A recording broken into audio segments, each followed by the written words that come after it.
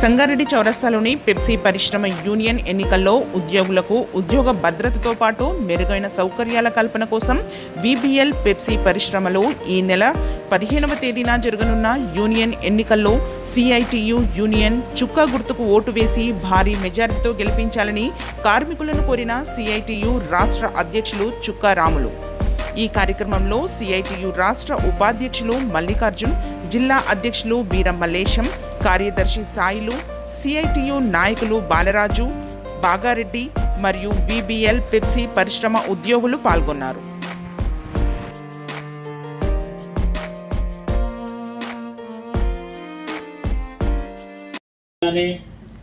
బయట ఉన్నటువంటి మన మిత్రులు కానీ అందరికీ నేను విజ్ఞప్తి చేస్తున్నది, నేను తెలియజెప్తున్నది ఏమంటే, ఈ కష్టాలు మీరు కొని తెచ్చుకున్నారు, అదొకటి మీరు ఆలోచన చేయాలని నేను మనవి చేస్తూ ఉన్నాను. ఎందుకు చెప్తున్నాను నేను ఈ మాట? ప్రజాస్వామ్యంలో ఎవరైనా రావచ్చు, పోటీ చేయవచ్చు. ఎవరొకరం కూడా గుండు గుత్తగా దేనికి కూడా అధిపతులుగా ఉన్నాం. మాకు ప్రజాస్వామ్యం మీద విశ్వాసం ఉంది. జరిగిన పరిస్థితి ఏమిటి అనేది ఒకసారి మీరు అర్థం చేసుకోవాలి. ఇవాళ సమస్య ఏమైందంటే, మాకు అగ్రిమెంట్ తక్కువైంది, సిఐటి నాయకులు బాగా చేయలేదు, అది కాదు పాయింట్. ఇక్కడ ఇందాక తమ్ముడు యాదయ్య చెప్పాడు చక్కగా విషయాలన్నీ. ఎందుకని ఇక్కడ యూనియన్ మార్పు జరిగింది? ఈ గట్టునున్న వాళ్ళు కొంతమంది ఆ గట్టుకు దుంకారు. ఇది పాయింట్. ఎందుకంటే కొంతమంది యూనియన్ పెట్టుకున్నారు, మొదటి నుంచి వాళ్ళు ప్రతిపక్షంగా ఉన్నారు, వాళ్ళని ఏం తప్పు పట్టాల్సిన అవసరం లేదు. కానీ ఇక్కడ మన సిఐటితో ఉండి ఇక్కడ అగ్రిమెంట్లు, మన పద్ధతులు అన్నీ చూసినటువంటి వాళ్ళు మరి ఏమి సాధిద్దామని చెప్పేసి యూనియన్ దెబ్బకొట్టి యూనియన్ ఓడగొట్టడానికి మీరు అక్కడికి పోయినారో వాళ్ళు సమాధానం చెప్పాలని చెప్పేసి నేను ఈ సందర్భంగా మనవి చేస్తా ఉన్నాను. ఎందుకంటే మనతోటి ఉన్నారు వాళ్ళు, ప్రత్యక్షంగా చర్చలు ఏం జరుగుతున్నాయి, ఎంత కొట్లాడుతున్నాం మేనేజ్మెంట్ తోటి, ఎంత నిజాయితీగా ఉంటున్నాం అనేది పాపం హెచ్ఎంఎస్లో ఉండేటువంటి కార్మిక నాయకులకు తెలియకపోవచ్చు. ఎందుకంటే వాళ్ళు మన టీంలో లేరు కదా, మనం యుద్ధం చేసేటప్పుడు మన పక్కన లేరు వాళ్ళు.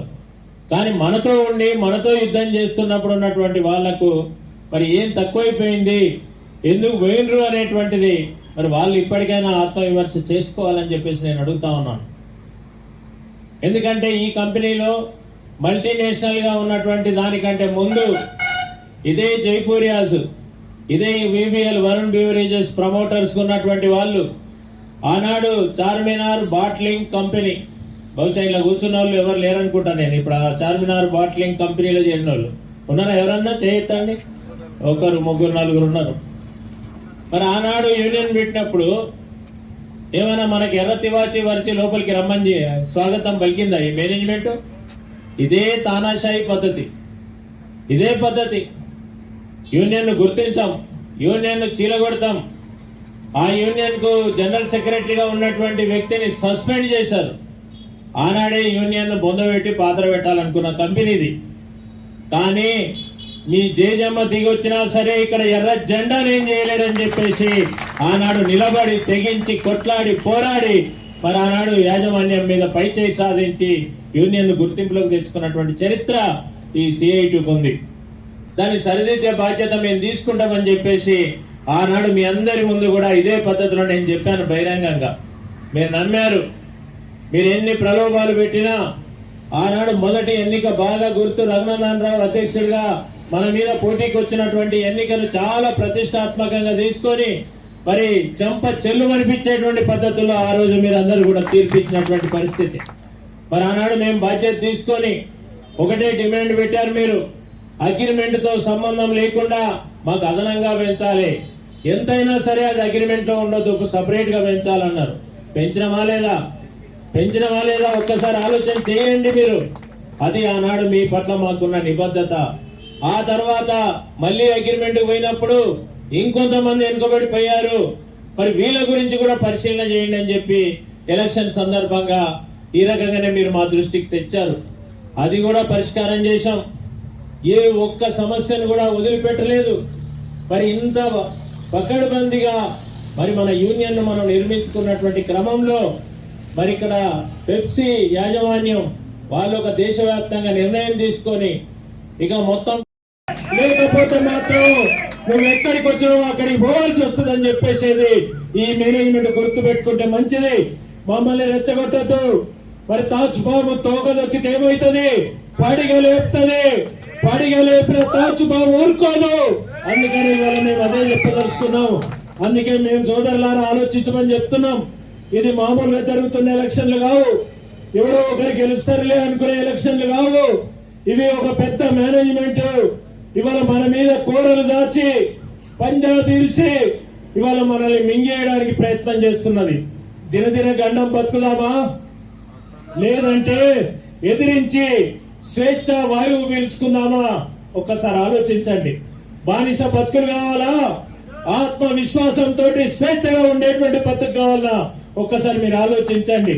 ఇవాళ మిత్రులందరూ చెప్తున్నారు, మాట్లాడితే ఛార్జ్షీట్, మాట్లాడితే సస్పెన్షన్లు, మాట్లాడితే బెదిరింపులు.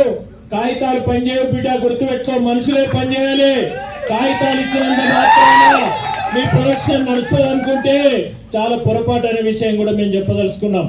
అందుకే మేము ఒకటే చెప్తున్నాం, మేము పద్ధతిగా ఉండేవాళ్ళం. మీరు పద్ధతిగా ఉంటే కంపెనీ బాగా నడుస్తుంది, కార్మికులు కూడా లాభపడతారు. ఇంకా ఇంకొచ్చే జనరేషన్, మరొక జనరేషన్ కూడా ఇక్కడ లాభపడేటువంటి పరిస్థితి ఉంటది. మా మీద కక్ష కట్టి ఇవాళ మా మీద కోపంతో ఇవాళ మేనేజ్మెంట్ ఒక పర్సనల్ గా ఇలా బాలరాజు మీద కక్ష తీర్చుకుంటా ఉంది. మరి ఇలా బాలరాజును బయటికి పంపించడంలో యూనియన్ రైవలరీ పనిచేసిందని చెప్పి చెప్తున్నారు. మరి ఇది ఆత్మహత్య సదృశ్యం. ఎందుకంటే నేను మళ్ళీ చెప్తున్నా, ఇవాళ ఒకసారి దెబ్బకు అలవాటు పడ్డ తర్వాత రేపు నువ్వెప్పుడు నువ్వే అధికార పక్షంగా ఉండవు, ఎప్పుడు నువ్వే గుర్తింపు యూనియన్ ఉండవు, నువ్వు కూడా ప్రతిపక్ష యూనియన్ ఉండాల్సి వస్తుంది. అప్పుడు నీ పరిస్థితి ఏం కావాలి ఒక్కసారి ఆలోచించమని చెప్పేసి నేను చెప్తున్నాం. ఎందుకంటే నీవు నేర్పిన విద్య నీరజాక్ష అన్నట్టు నువ్వే కదా చెప్పినావు అని రేపు నీ ఎంబడి కూడా పరిస్థితి రాదా మిత్రమా? ఒక్కసారి ఆలోచించమని చెప్పేసి నేను చెప్తున్నాను. కాబట్టి ఇలా బాలరాజు అనేది ఇష్యూ కాదు. ఇవాళ ఇక్కడ కక్ష సాధింపు చర్యలు, ఇవాళ యాజమాన్యం కార్మికుల పట్ల కక్ష సాధింపు చర్యలకు పాల్పడుతుంది. కాబట్టి ఈ కక్ష సాధింపు చర్యల్ని మనం అడ్డుకోవాలి, తిప్పికొట్టాలని చెప్పేసి నేను చెప్పదలుచుకున్నాను. దానికోసం ఇవాళ చుక్క గుర్తు కొట్టేయండి. ఇవాళ మొత్తం కార్మిక వర్గం అంతా మరి ఇవాళ మనం భౌతికంగా నువ్వెక్కువనా నేనెక్కువనా అని ఫైటింగ్ చేయాల్సిన అవసరం లేదు. మన ఫైటింగ్ ఏంది? మన దగ్గర ఉన్న పవర్ఫుల్ ఆయుధం ఏమున్నది మన చేతిలో? ఎల్లుండి బ్యాలెట్ పేపర్ మీద మనం వేసేటువంటి ఓటు, అది చాలా పవర్ఫుల్ ఆయుధము. ఆటం బాంబు కంటే కూడా పవర్ఫుల్ అనేటువంటి విషయాన్ని ఈ సందర్భంగా మీరు గుర్తు పెట్టుకోండి. రికగ్నైజేషన్ లో ఉన్న యూనియన్ సోదరులకు కూడా చెప్తున్నాం మేము, మరి మీరు అగ్రిమెంట్ చేసిండ్రు మంచో చెడ్డో, ఇవాళ మరి కంపెనీలు యాజమాన్యం యొక్క నిరంకుశత్వం పెరిగిపోతా ఉంటే మరి దీనికి మనం అడ్డుకట్టేయాలా వద్దా?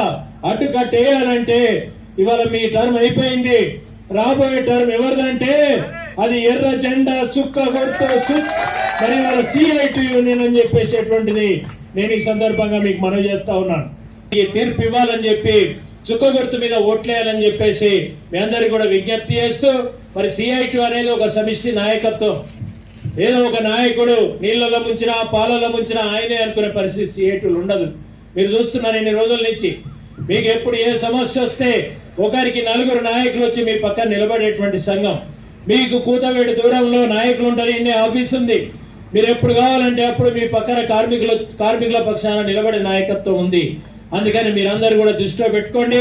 మరి మీకు మీ అవసరం మేరకు గతంలో ఏ సందర్భంలో అయినా సరే మీకు సమస్య వచ్చినప్పుడు మీకు అండగా నిలబడ్డాము. భవిష్యత్తులో కూడా మీరు CITను పెద్ద మెజార్టీతో గెలిపియండి. మొత్తం నాయకత్వం మీతో ఉండి పనిచేస్తుందని చెప్పేసి ఈ సందర్భంగా మీ అందరికీ కూడా తెలియజేస్తూ, మరి ఖచ్చితంగా ఎల్లుండి జరిగే ఎలక్షన్లలో చుక్క గుర్తు మీద ఓట్లేసి భారీ మెజార్టీతో గెలిపించాలని చెప్పేసి కోరుతూ, గెలిపిద్దాం CITను, చుక్క గుర్తుకే, చుక్క గుర్తుకే, కార్మిక ఐక్యత. ఇది ఆనవాయితీగా తీసుకుంటుందా? మరి రేపు మీరు అందరూ ఎట్లా నిర్ణయం చేస్తున్నారో మరి మాకైతే తెలియదు. ఎందుకంటే ఇప్పుడు ఎన్నికలను ఎవరూ నమ్మే పరిస్థితిలో లేవు. అందరూ బ్రహ్మాండంగా గెలుస్తున్నాడు అని చాలా మంది చెప్పినటువంటి వైఎస్ రాజశేఖర రెడ్డి కొడుకు జగన్మోహన్ రెడ్డి అడ్రస్ లేకుండా పోయాడు.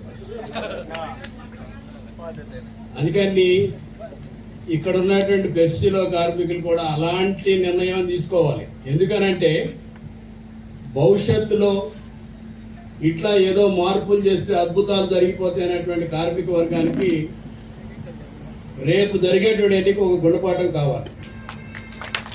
ఎందుకంటే ఈ కంపెనీ గురించి మాకేం తెలియదేం కాదు కదా, ఎన్నో కష్టాలు పడ్డాం. ప్రారంభంలో యూనియన్ పెడితే మొత్తం రెడ్ కార్పొరేటేషన్ మన అందరినీ లోపలికి తీసుకెళ్ళా. ఒక నరేందర్ రెడ్డిని పరిపోషణ చేసింది మేనేజ్మెంట్. తర్వాత మనం యూనియన్ లోపలికి వెళ్ళి కొట్లాడిన తర్వాత వచ్చాం. మరి దాదాపుగా 6 వేతన ఒప్పందాలు చేసుకున్నాం. ఒక్క వేతన ఒప్పందంలో సమస్య వచ్చింది. వాస్తవమే, సమస్య ఎందుకు వచ్చింది? సుఖారాములు గారు మాట్లాడలేకపోవడం వల్ల వచ్చిందా, లేకపోతే ఇంకెవరైనా నాయకులు మాట్లాడలేకపోవడం వల్ల వచ్చిందా? అంటే వాస్తవ పరిస్థితిని వాస్తవంగా చూడటానికి కూడా కార్మికులు అంగీకరించట్లా. దానినే అవకాశంగా తీసుకుంటున్న వాళ్ళు మేము గోరంతలు కొండంతలు చేస్తామంటే అటు ఆలోచిస్తున్నారు. ఇక్కడే మనం నష్టపోతాం. ఇక్కడ బహుశా యాదయ్య గారు మాట్లాడిన తర్వాత రేపు బహుశా ఆయన గేట్ మీటింగ్ రాకూడదు. ఎందుకంటే అంత పట్టుకోవడం ఇస్తాడు. అంటే కార్మికులు అన్నీ అబ్జర్వ్ చేస్తారు, బట్టలు కూడా ఓడదీస్తారు అనేటువంటిది కూడా నాయకులు తెలియాలి. ఫస్ట్ పాయింట్ తెలిస్తే ఇక చదువుకుంటారు. ఏం చెప్పారు? ఈ కూడా అగ్రిమెంట్ అనేటువంటి పద్ధతిలో మాట్లాడారు. ఇంకా మార్పు అనేటువంటి దాన్ని కోరుకుంటే ఎంత బ్రహ్మాండమైన మార్పు రావాలి. వెనకెవడో చెప్పాడట, అరే ఏనుగును చూసావు కదా, ఏనుగు పిచ్చితే ఎంత సౌండ్ అవుతుందో తెలుసా అని చెప్పారు. అంటే ఎవడో నాలంటోడు తెలియనోడు ఏనుగు ముడి దగ్గరికి వెళ్ళి చూస్తున్నాడు, ఎప్పుడు పిచ్చుతుంది చూద్దాం, ఎంత సమస్య లేదని అని అన్నారు. జనతా కర్ఫ్యూ మేము తెచ్చింది కాదు, లేదనంటే కరోనా మనం తెచ్చింది కాదు. మరి ఆ సందర్భంలో కొన్ని ఇబ్బందులు వచ్చిన మాట వాస్తవం. ఇబ్బందులు వచ్చినా సరే యూనియన్తో ఉండుంటే ఇవాళ మీకు ఇంకో నష్టం ఈ రూపంలో కూడా జరిగేది కాదు. ఇవాళ ఇక్కడ నిలబడ్డాం.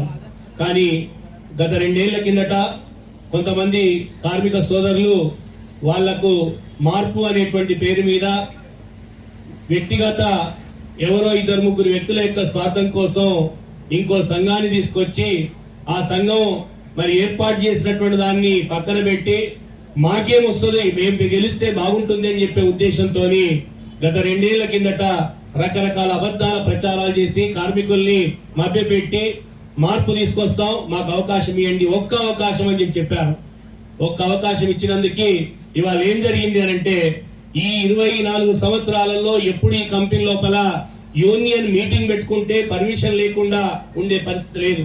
ఇవాళ labour department deputy commissioner of labour returning officer రాతపూర్వకంగా లెటర్ ఇచ్చి లేబర్ డిపార్ట్మెంట్ పర్మిషన్ ఇవ్వాలి అని చెప్పి ఈ మేనేజ్మెంట్ కు చెప్తే ఇవాళ మేనేజ్మెంట్ వాడు అందరి వర్కర్లను తోలుకొని మనం పశువులను గెలుపుతాం చూడండి, అట్లా గెలుపుకొని లోపలికి తీసుకుపోతా ఉన్నాడు. దేనికి సంకేతం ఇది? అంటే ఇలాంటి మార్పును మనం కోరుకున్నామా? ఇలాంటి మార్పు మనకు కావాలనా? దానికోసమేనా 2 ఏళ్ల కిందట వీళ్ళన్ని చెప్పినటువంటి మాటలు? ఒక్కసారి దయచేసి ఆలోచించండి. ఇలా ఈ ఎన్నికలు జరిగేటువంటిది ఏదో కార్మికులకు మధ్యలో జరిగేటువంటి ఎన్నికలు కాదు. ఇవాళ రేపు రాబోయేటువంటి 2 సంవత్సరాల పాటు ఈ కంపెనీ యాజమాన్యం ఏ యూనియన్ కార్మికుల తరఫున మాట్లాడేటువంటి అధికారం ఇవ్వాలి అని చెప్పి నిర్ణయించేటువంటి ఎన్నికలు. అంతే తప్ప అక్కడ కూర్చున్నటువంటి వాళ్ళకో లేదంటే ఇక్కడ కూర్చున్నటువంటి వాళ్ళకో వీళ్ళకి మధ్యలో పోటీ పెట్టి మరి ఎన్నికలు జరిపేటువంటిది కాదని చెప్పేది దయచేసి గమనించాలి. మరి ఈ 2 సంవత్సరాల కాలంలో వాళ్ళు ఒక అగ్రిమెంట్ చేశారు. 7 వేతన ఒప్పందాలు CI2 చేసింది. 7 వేతన ఒప్పందాలు పక్కన పెట్టుకొని ఈ యొక్క అగ్రిమెంట్ పక్కన పెట్టుకొని మీరు దయచేసి చూడండి. అగ్రిమెంట్ కాపీ నా దగ్గర ఇవాళ వాళ్ళ సంతకాలు పెట్టిన కాపీ ఉంది.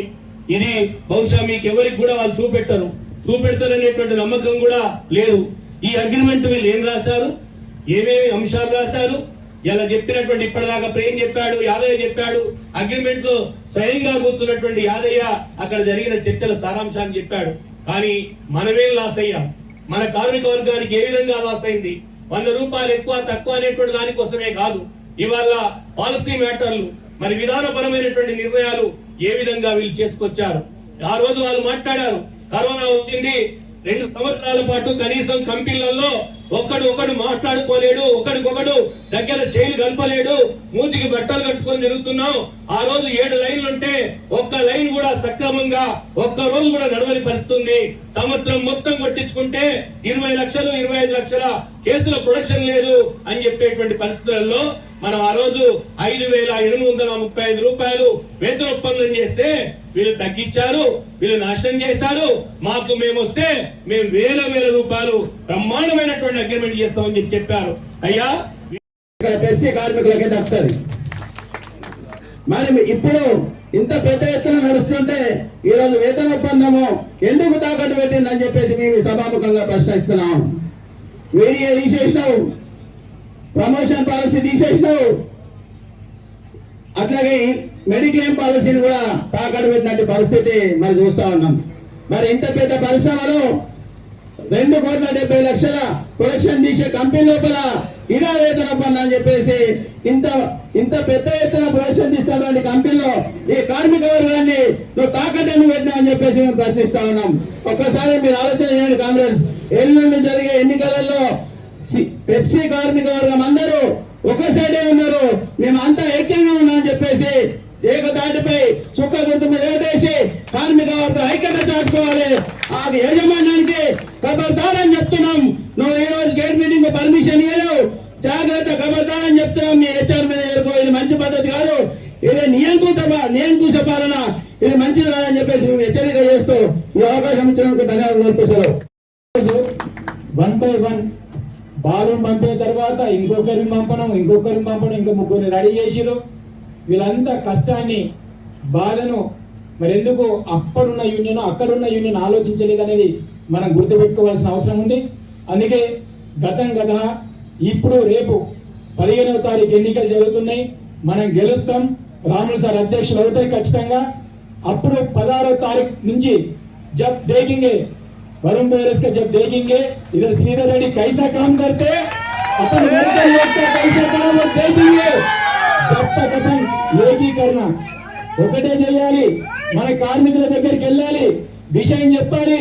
మన 201 ఓట్లుంటే కేవలం 7, 8, 10 అది తీసుకొస్తే కొండంత బలం మన రాములు సార్కి ఇస్తే లోపల ఎట్లా చేయాలో ఆ పద్ధతిలో సార్ చేసే బాధ్యత చూస్తారు. అందుకే మీ అందరికి ఒకటే విజ్ఞప్తి చేస్తున్నాం. మీరు అందరు మాట్లాడినప్పుడు సంఖ్య చెప్తున్నారు, కానీ ఇంకా మనం పెంచుకోవాలి, మన మెజారిటీని పెరగాలి. 15వ తారీఖు నాడు సాయంత్రం ఓట్లు తీస్తే మన బూత్ లో చూస్తే మొత్తం వన్ సైడ్ తిరిగే పద్ధతిలో వస్తే అప్పుడు మనం ఏది చేసినా ఏదైనా సాధించాలన్నా పోయిన దానికోసం మాట్లాడాలన్నా కొండంత బలము మన అధ్యక్షుల వారికి ఇస్తే అది సక్రమంగా న్యాయం చేసిన వాళ్ళం అవుతాం. Thanks for watching NV News. Please like, share, and don't forget to comment. Please subscribe our channel and press bell icon.